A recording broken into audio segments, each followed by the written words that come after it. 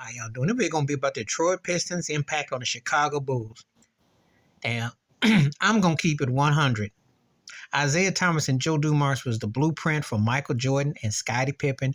What I call lots of guard play, middle of the road power forwards, and serviceable centers. If you think I'm lying, look at what the Bulls did as a three-headed horseman when they played against Shaq in Orlando. They used the blueprint. James Edwards, Rick Mahorn, Dennis Rodman, all were members of the Bulls. You can sample. People don't ever want to tell the truth to how impactful Isiah Thomas was on Michael Jordan's career. Now, Magic and Bird were the standards and all this stuff because that's commercialized and all that. But from the actual game and the heart, Isiah Thomas was that 6'1" version of Jordan. He just was shorter. And I will take Isiah Thomas over Allen Iverson, okay? And to me personally, a lot of what I saw with Steph Curry and Klay owes a acknowledgement to Isiah and Joe Dumars.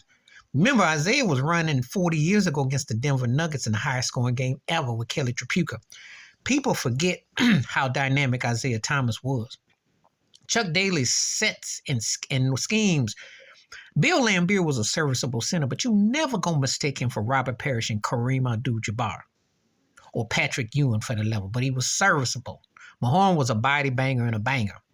But what they did, what they utilized, what they invented the microwave off the bench, Adrian Dantley, Mark Aguirre, the Bulls used them as a blueprint.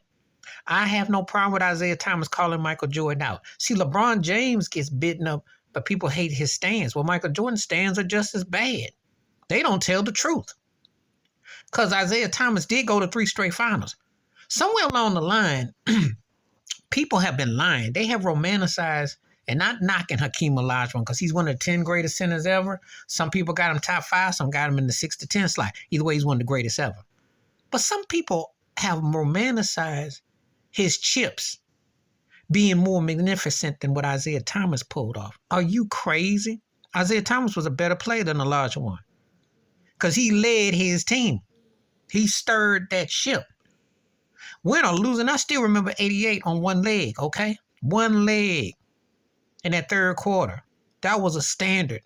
That man has never gotten his due.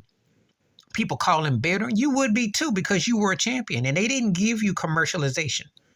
All the bad boys beat you up, all that. You got Rasheed Wallace out here telling lies that his 04 era Pistons were the most defensive. That's a lie. You got some people thinking the Knicks of the 90s were more physical than the Pistons. That's a lie. These bad boys were the originators of that, whether you liked it or not. And Isiah Thomas has never gotten his due as a winner, one of the 50, one of the 75 greatest players ever. Only Steve Nash has come out and said that that man inspired and moved him. Magic doesn't. Jordan even says, Jordan his out his own mouth says the second greatest point guard he's ever seen in his personal opinion. Because he know that he had to go through Zeke to get what he had to get. And they beat him up. And at that time, 3 straight, 2 lost, got through.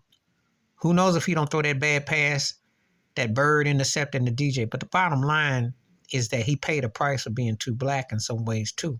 Let's keep it 100. Isiah never had the love that others had.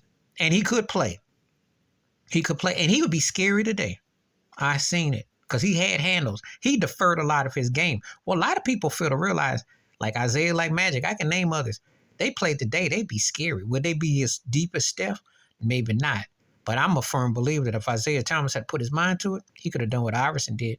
I'm going to say it. And the Pistons were the blueprint for the Bulls. You could sit there and say Jordan and Pippen were better versions of Isiah and Dumars. I'm not going to argue with you.